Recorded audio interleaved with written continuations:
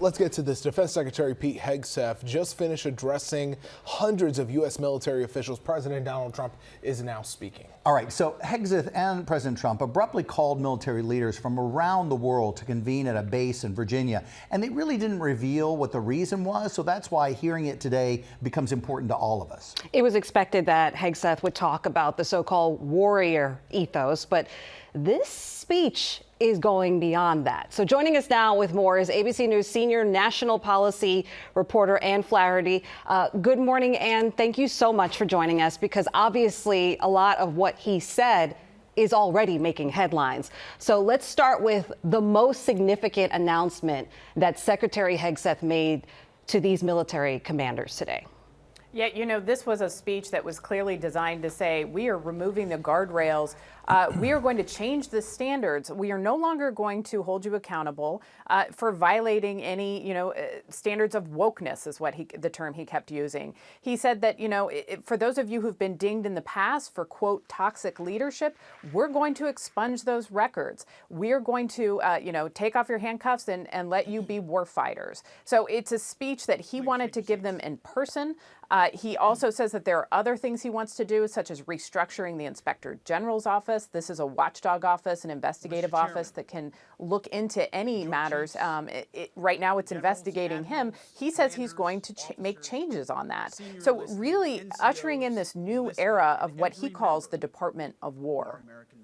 He even spoke about changing the requirement goals for fitness, right? The fitness goals, which we know was expanded not because of wokeness, but because there was a lack of recruitment. So trying to make sure that more people can get involved because they needed the numbers. Hegseth said that leaders who benefit from that previous culture need to go. So what does this mean for the current military members that are in that room today?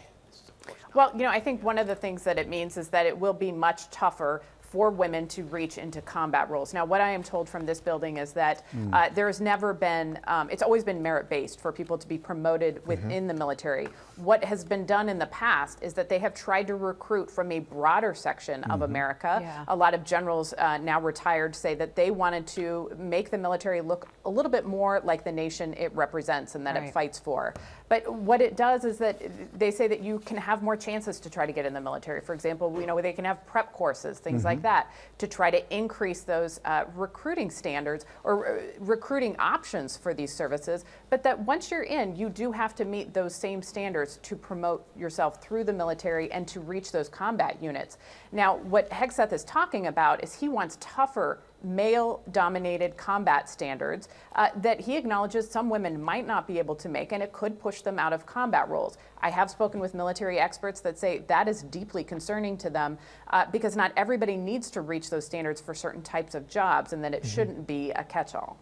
So I grew up in a military family. My dad was a career Marine. We lived on bases all my life. There has been this culture of you've got to be tough and you've got to work hard, right?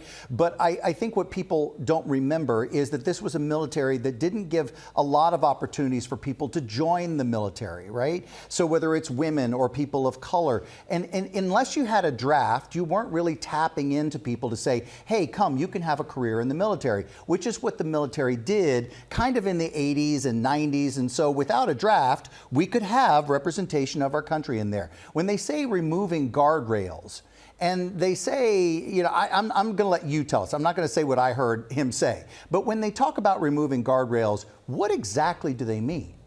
Well, I think that's obviously a question, and we're waiting on details from this building. I think what you were talking about is, opening up the recruitment to a broader section of America. And a lot of retired generals tell me that is really important. But, once you're inside it, it's still a merit-based organization. I think that what we see in the military is very similar to what we see in corporate America, which is people tend to promote their friends. They tend to promote people who look like them, who speak like them.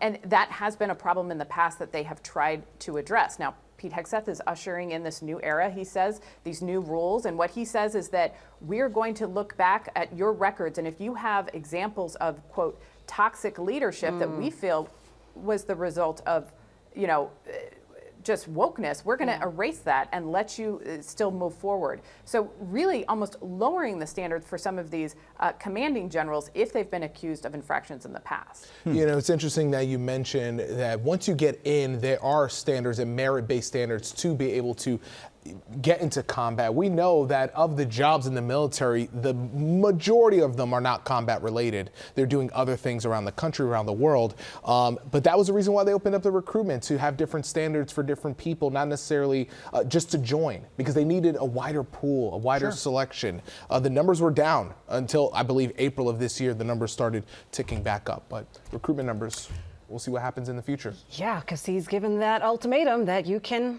resign if this makes your heart sink. So we will stay tuned, I guess. ABC News senior national policy reporter Anne Flaherty, you will keep us up to date on what happens from here. Thank you.